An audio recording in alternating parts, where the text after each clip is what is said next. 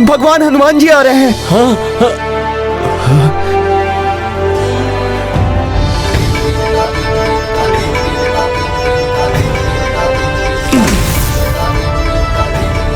प्रणाम हनुमान जी।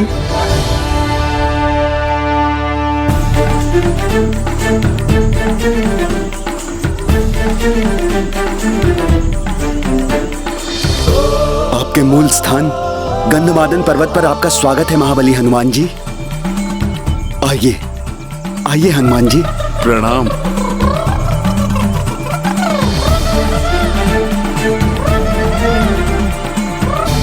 हनुमान जी, अपना ये स्थान ग्रहण कीजिए।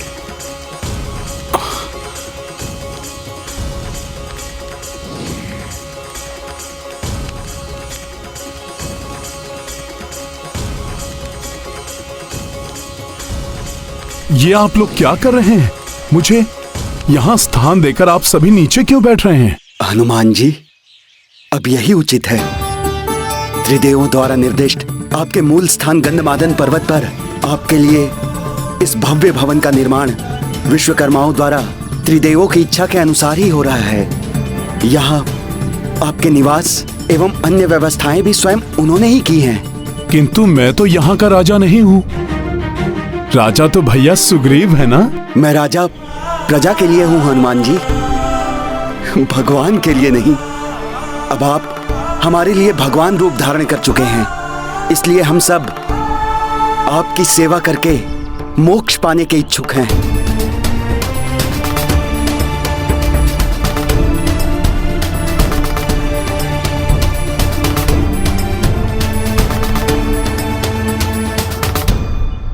भगवान हनुमान की, संकट मोचन हनुमान की।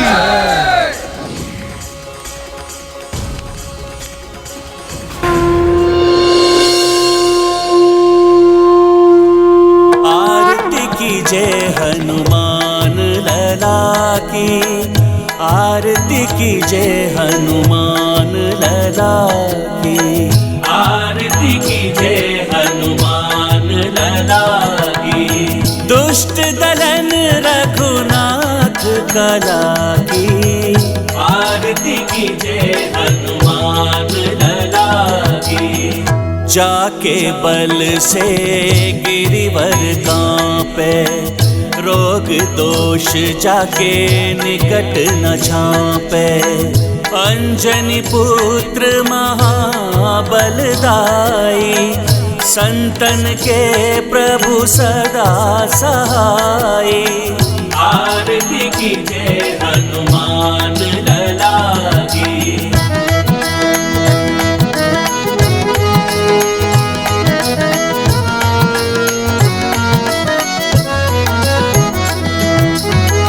देवीरा रघुनाथ पठाए, लंका जारी सिय सुधिलाए।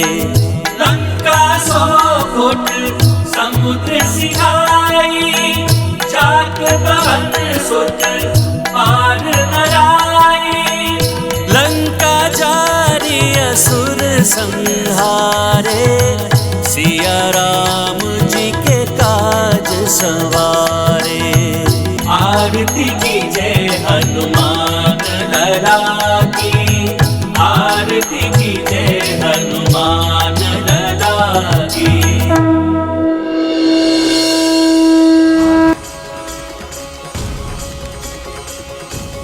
संकट मोचन महाबली हनुमान की, संकट मोचन महाबली हनुमान की, संकट मोचन महाबली हनुमान की।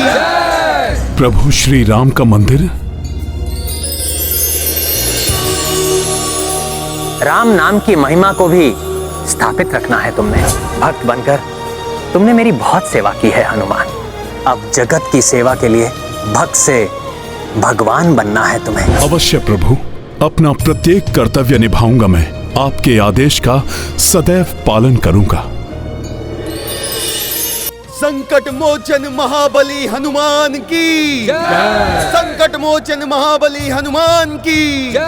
शांत शांत हो जाइए आप लोग। मेरी इच्छा है कि संसार में सर्वत्र मात्र और मात्र प्रभु श्री राम के नाम की ही जय जयकार हो। जो भी भक्त निष्ठा और भक्ति से निरंतर प्रभु का नाम लेगा और पाप कर्मों का त्याग करेगा, मैं सदा उसका सहायक बन उसके साथ बना रहूंगा, उसकी रक्षा करूंगा। और संपूर्ण संसार में राम नाम की महिमा स्थापित रहे, इसके लिए यह अति आवश्यक है हम संसार के कोने कोने पर अपनी दृष्टि बनाए रखें।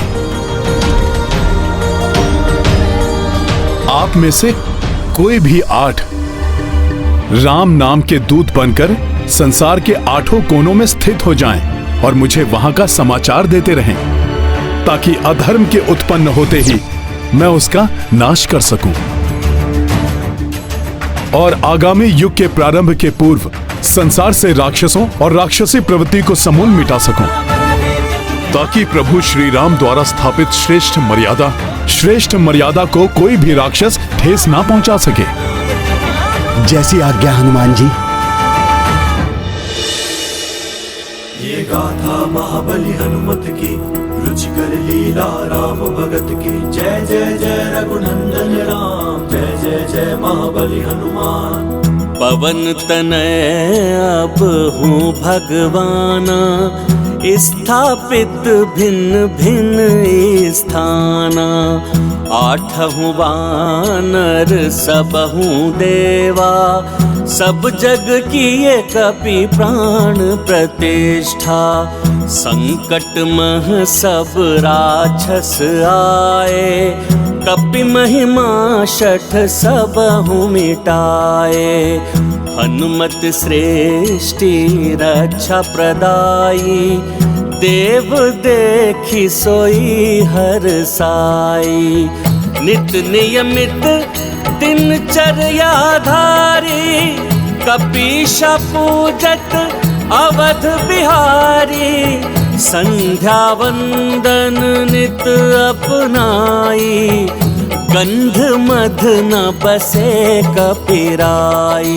गाथा महाबली हनुमत की, रुचिकर लीला राम भगत की। जय जय जय रघुनंदन राम, जय जय जय महाबली हनुमान।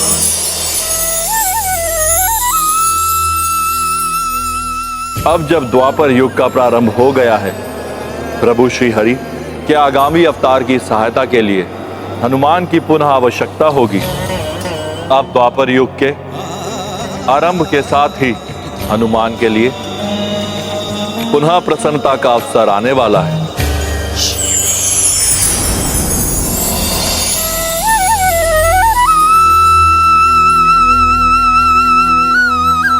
अंततः द्वापर युग का आगमन हो ही गया, अर्थात प्रभु द्वारा पुनः अवतार लेने का समय आ ही गया।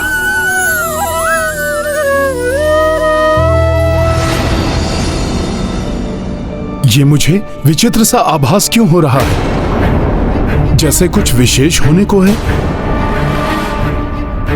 जैसे कि मुझे कुछ विशेष करना है। ओम नमः शिवाय। शिव जी के मंत्र का जाप। ओम नमः शिवाय।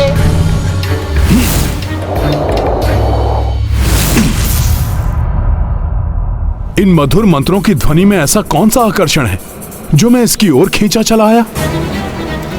किंतु अब यह मंत्र जाप अकस्मात ही क्यों रुक गया? मुझे आगे जाकर कारण के बारे में ज्ञात करना होगा। किंतु अब तो द्वापर युग आ गया है और सब मुझे भगवान मानने लगे हैं। अब मुझे जनसाधारण की दृष्टि से बचकर ही रहना होगा।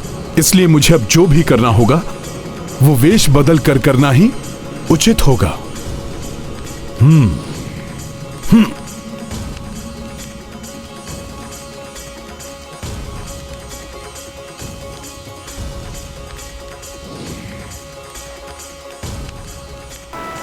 अवश्य ही यहां मैं कुछ विशेष कार्य करने हेतु आने के लिए प्रेरित हुआ हूं। अब प्रभु ही मेरा मार्गदर्शन करेंगे कि वो विशेष कार्य है क्या।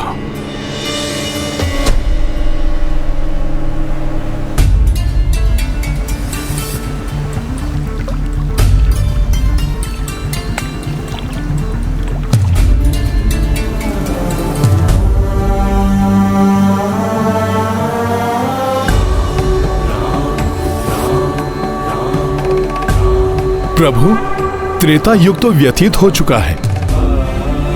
अब द्वापर युग में आपके आगामी अवतार के दर्शन की प्रतीक्षा है मुझे।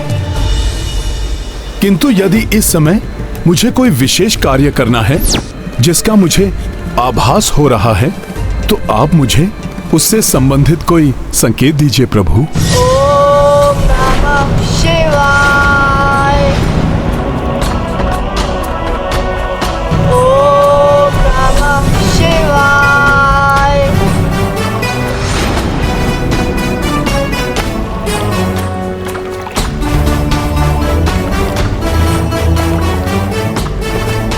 ये नन्हा बालक प्रतीत होता है कि बड़ा ही शिव भक्त है ये बालक।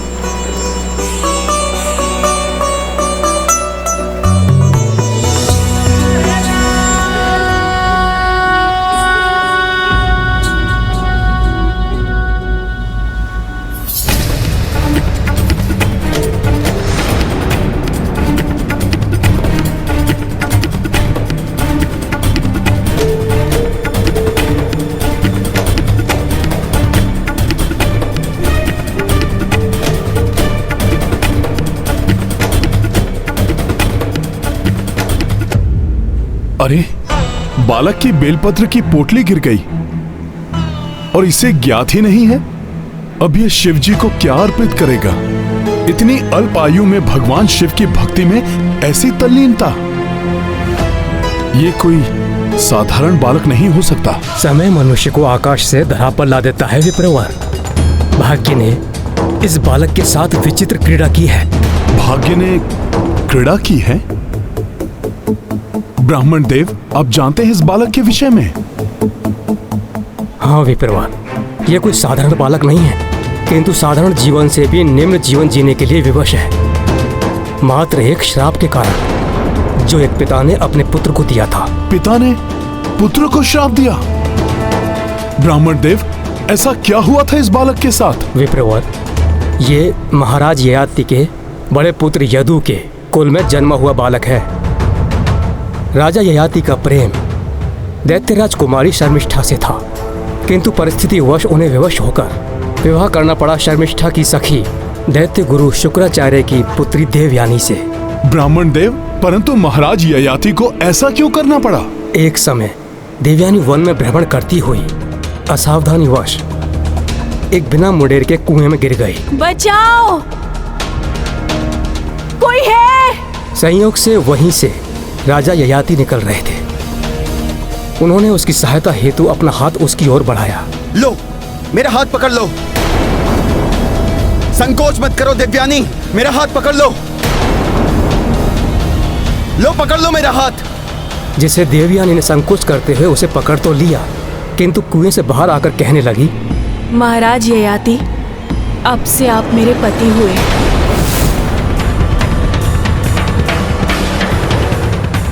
ये तुम क्या कह रही हो देवयानी? यही सत्य है महाराज। मैंने प्रण लिया था, जो भी प्रथम पुरुष मुझे स्पर्श करेगा वही मेरा पति होगा। ये तो उचित नहीं हुआ। फिर क्या हुआ ब्राह्मण देव? होना क्या था, शुक्राचार्य के बह से विवश होकर राजा ययाति को देवयानी के साथ विवाह करना पड़ा, किंतु मन ही मन वो शर्मिष्ठा से ही प्रेम करते थे, जिसकी भनक देवयानी को लग गई। तो वो ईर्ष्या की अग्नि में जलती हुई अपने पिता शुक्राचार्य के प्रभाव से अपनी ही सखी को दासी बना लिया और विवाह के पश्चात उसे ययाति के राजभवन में ले आई। शर्मिष्ठा अपना दासी धर्म निभा रही थी। राजा ययाति शर्मिष्ठा की दशा के लिए स्वयं को दोषी मानने लगे थे। अंततः शर्मिष्ठा की विवशता ने ययाति के प्रेम को और प्रगाढ़ बना दिया और उन्होंने देवयानी को बताए बिना गंधर्व विवाह कर लिया।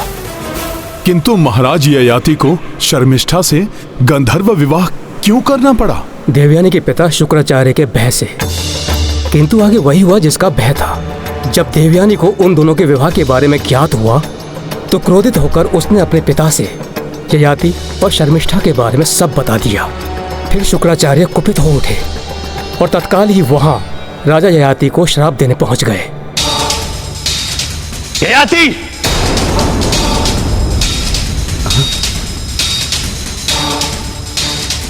मैं देवयानी का पिता शुक्राचार्य तुम्हें श्राप देता हूं।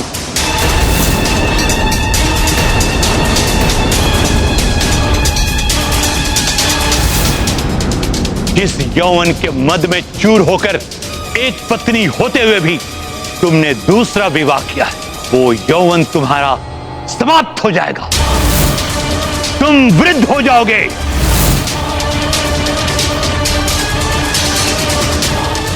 जिस काम भाव से वशीभूत होकर तुमने ये जो कुकृत्य किया है, वो कामाग्नि प्रचंड रूप धारण कर लेगी।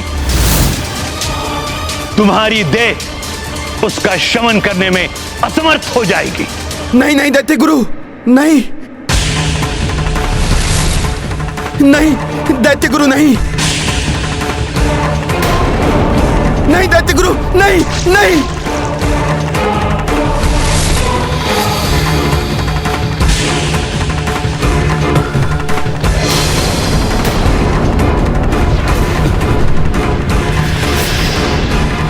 ये आपने क्या कर दिया दैत्य गुरु? देवयानी से मेरा विवाह तो मेरी विवशता थी, और शर्मिष्ठा से मेरा विवाह वो तो मेरा प्रेम था। वो तो इस विवाह से भी पूर्व का प्रेम था। विवाह विवशता हो या प्रेम, द्वितीय विवाह सर्वथा अनुचित है। प्रथम पत्नी से छुपकर विवाह तो कुकृत्य है, अपराध है। मुझे क्षमा कर दीजिए, मुझे क्षमा कर दीजिए। मैं अब भी देवयानी का पति हूं। आपके श्राप के प्रभाव से देवयानी का वैवाहिक जीवन अवश्य प्रभावित होगा।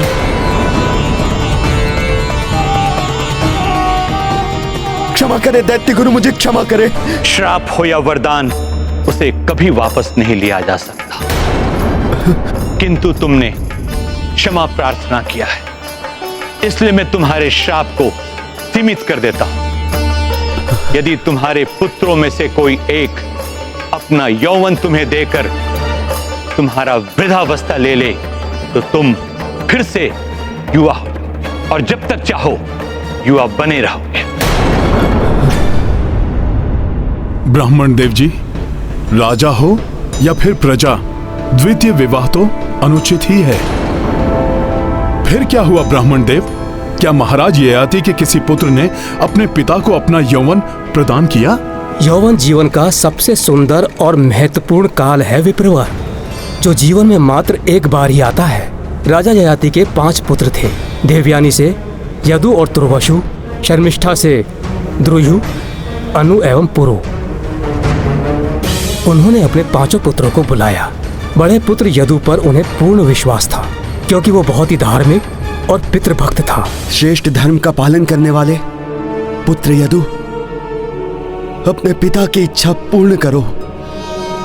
अपना यौवन मुझे देकर मेरी वृद्धावस्था को धारण करो, मात्र तब तक के लिए जब तक मैं अपनी आयु के अनुसार वृद्धावस्था को प्राप्त न कर लूं।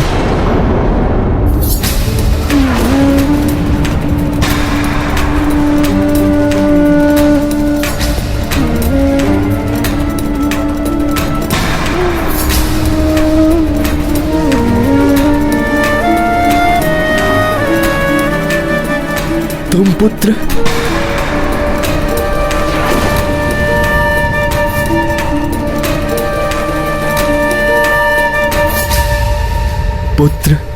पिताश्री, देह तो नश्वर है, यौवन स्थिर है, फिर मैं इससे मोह क्यों करूं?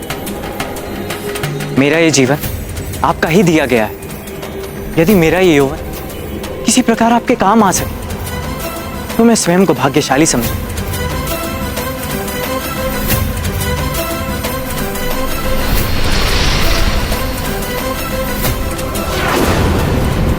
ययाति की इच्छा तो पूर्ण हो गई थी, किंतु वे अपने अन्य पुत्रों से कुपित थे। उनका वह कोप अपने उन पुत्रों पर श्राप बनकर टूट पड़ा।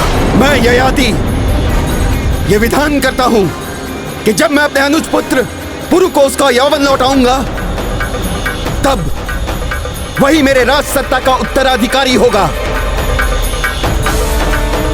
किंतु मेरे अन्य पुत्र जिन्होंने अपने पिता के साथ कृतज्ञता की है, उन्हें मेरा श्राप है, वे राज सत्ता से सदैव पृथक रहेंगे। सदैव निर्धनता और पतन के अंधकार में घिरे रहेंगे। विशेष रूप से मेरा ज्येष्ठ पुत्र यदु, तुमने मेरे विश्वास को तोड़ा है। तुम्हारा वंश सदैव पतन की ओर अग्रसर रहेगा। ये महान यदुवंश जिसमें स्वयं प्रभु का अवतार होने वाला है, वो वंश ही श्रापित हो गया। ये तो अनर्थ है। ये गाथा है धर्म के सम्मान की, सब सुधि जन देखे लीला श्री हनुमान की। व्यक्ति को भूलकर भी अपनी संतान के प्रति भेदभाव नहीं करना चाहिए, अन्यथा आगे चलकर इसका बुरा परिणाम स्वयं के कुल को भी भुगतना पड़ सकता है।